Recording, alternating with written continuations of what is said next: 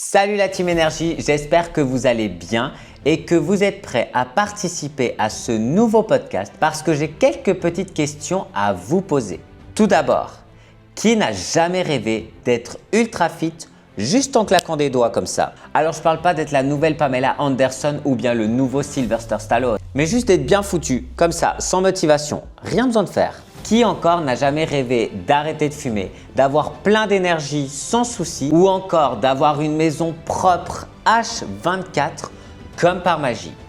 Enfin bref, dit comme ça peut paraître utopique, mais en vrai, changer ses mauvaises habitudes et en développer des meilleures, ça peut être vraiment facile et voire même amusant. Et si vous vous posez la question de comment arriver à faire tout cela facilement, eh bien ça tombe bien parce que ce podcast aujourd'hui tourne autour de cette question: comment créer des habitudes qui tiennent vraiment? Et pour y répondre, on va s'aider du livre de BJ Fogg qui s'intitule « La méthode des petites habitudes ». Allez, bienvenue sur Teach Power, le podcast qui parle bouffe, flemme, mouvement, procrastination, mais avant tout, celui qui t'apprend à booster ton énergie, te mettre en action et progresser à ton rythme selon tes envies. Je suis Fabien, enseignant d'éducation nutritionnelle, coach sportif et mental. Alors si tu es nouvelle ou nouveau ici, abonne-toi pour ne rien manquer et retrouve-moi sur TikTok, Instagram et YouTube pour des conseils concrets et applicables dès aujourd'hui.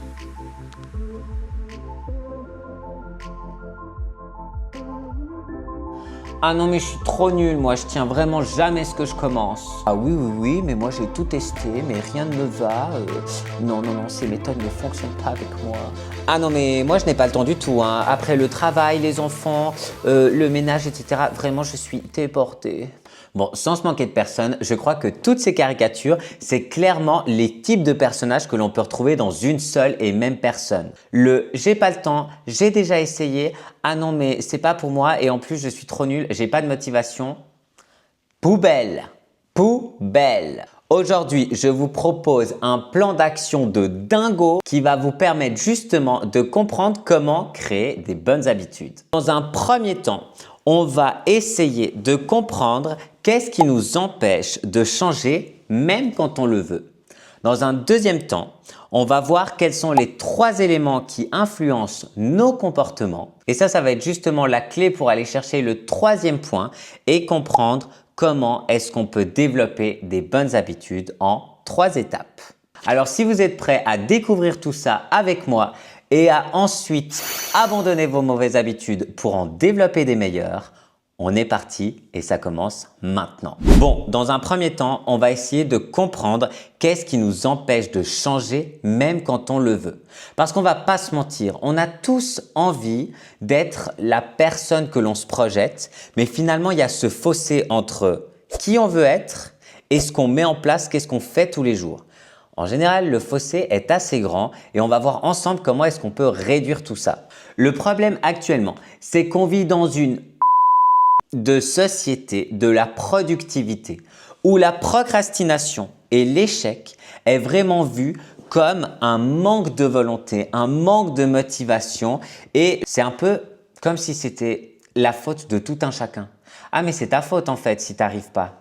Ah non mais c'est juste que tu n'es pas motivé, tu mets rien en place. Non, c'est bon, on l'a entendu ces phrases, c'est vu et c'est revu et c'est pas du tout réel.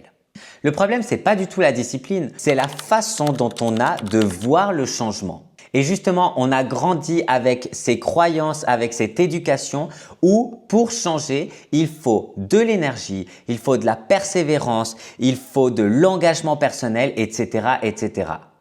Stop en fait. Stop.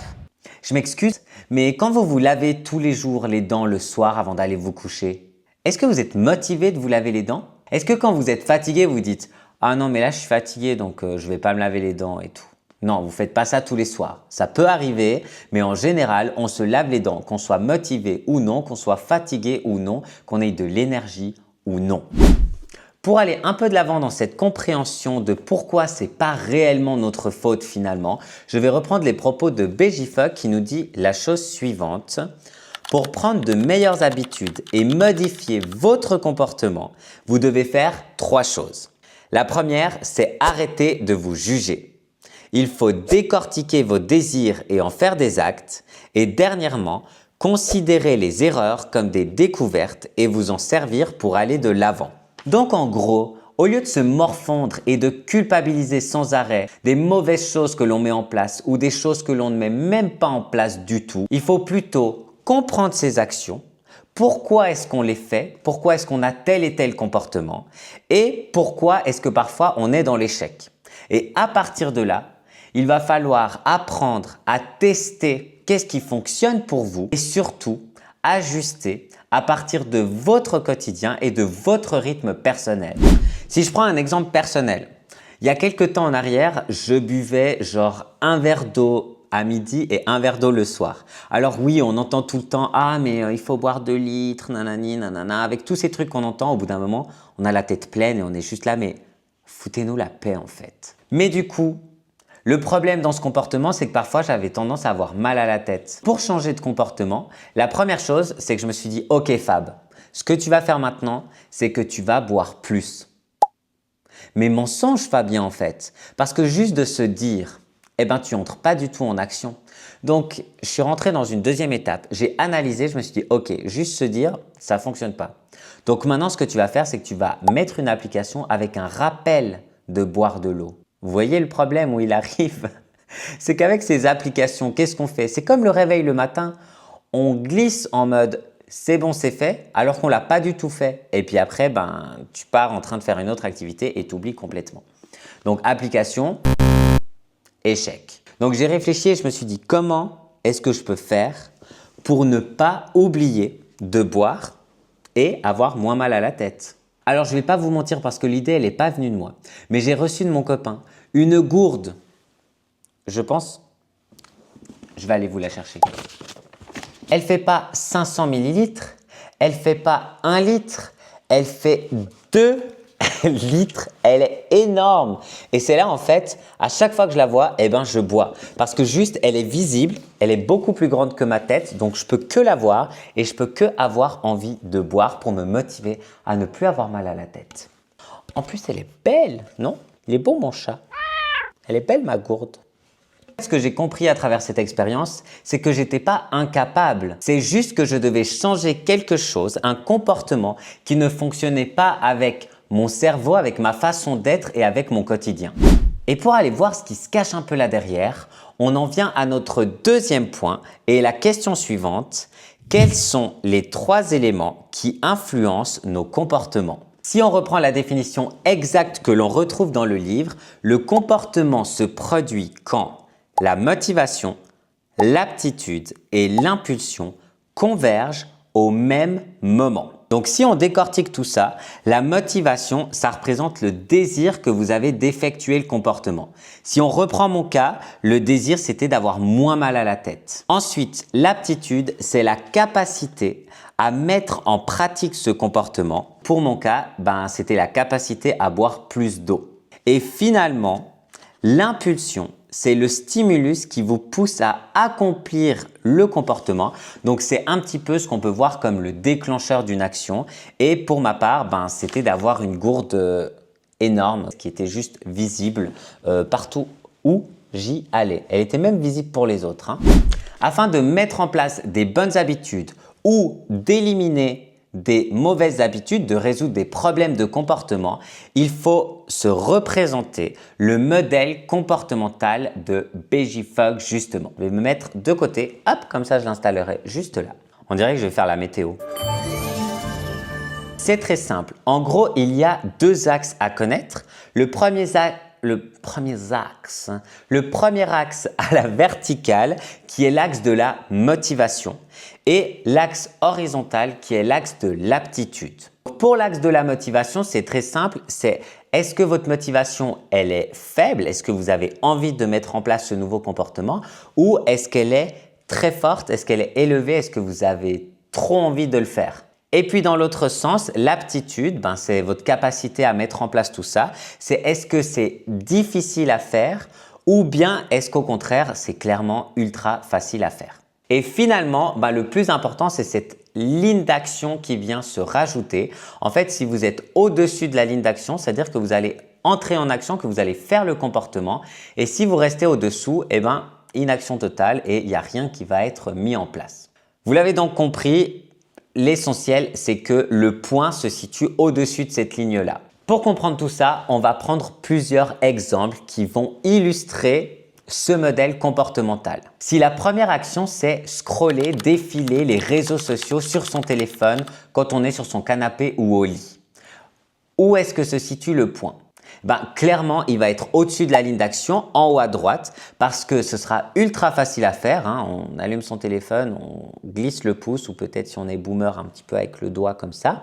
Et la motivation, en général, elle est assez forte parce qu'il y a beaucoup de dopamine, beaucoup d'informations qui circulent et puis on a toujours envie d'en avoir un peu plus, un peu plus, un peu plus. Si maintenant on prend l'exemple du lavement des dents, de se brosser les dents, eh bien là, le point il va être un peu plus bas parce que la motivation, elle est un peu égale, à part si vraiment on est motivé à avoir le best smile avec le petit brillant comme ça. Mais sinon, motivation assez faible. Mais c'est tellement facile à faire qu'on dépasse la ligne d'action et qu'on le fait quand même parce que le comportement est simple. Là, on a vu tout ce qui était de l'aptitude et de la motivation, mais il ne faut pas oublier dans la définition qu'il y avait aussi l'impulsion, le déclencheur.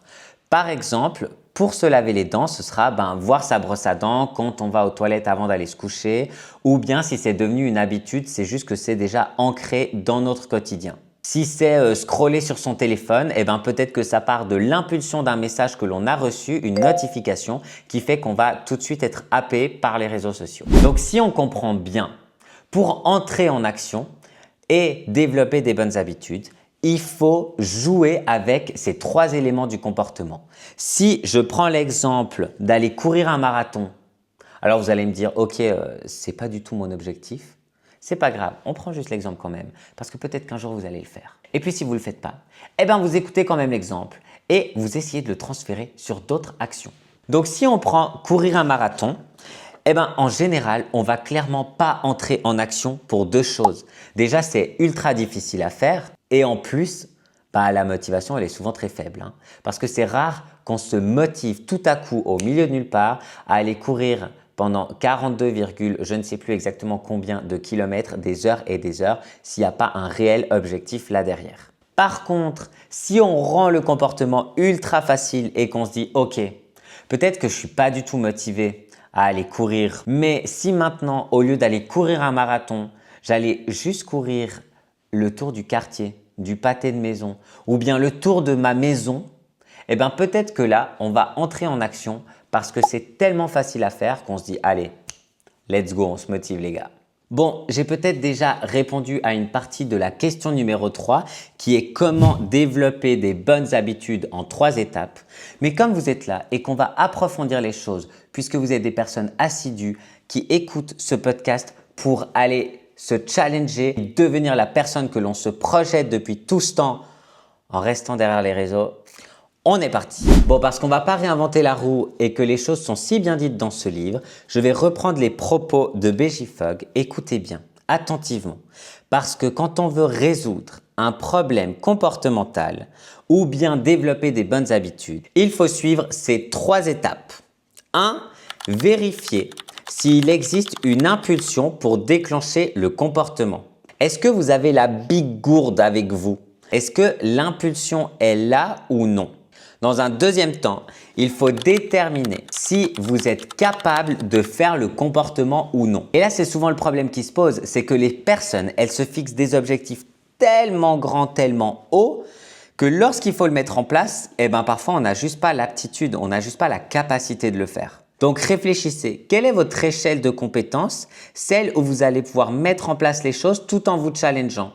Comment est-ce que vous pouvez entrer en action sans motivation? Si vous détestez ranger votre bureau, votre dressing, il ne faut pas commencer par se dire « Ok, aujourd'hui je vais tout ranger, on se fait une après-midi de malade ». Non, ça peut juste être « Ok, aujourd'hui je range un habit, je mets une chaussette dans le linge sale ». Dites-le peut-être à votre conjointe, vos conjoints. Une chaussette. Vous imaginez à la fin de la semaine? Tout est dans le panier. Et le troisième point, mais vous voyez ça vient en dernier parce que la motivation c'est toujours la dernière chose à observer puisque son corps, un coup oui, un coup non, envie, pas envie. Donc voilà, le dernier et troisième point, c'est déterminer si vous êtes motivé à faire le comportement ou non. Si vous n'êtes pas du tout motivé, ça veut dire que vous partez déjà droit dans le mur. Si maintenant, vous n'êtes pas du tout motivé mais que vous n'avez pas le choix de le faire, eh bien, il va falloir trouver comment contourner tout ça et avoir une sorte de récompense qui vous plaît dans l'histoire. Donc, on commence par l'impulsion. Ensuite, on va chercher l'aptitude, sa capacité à faire ce comportement ou non.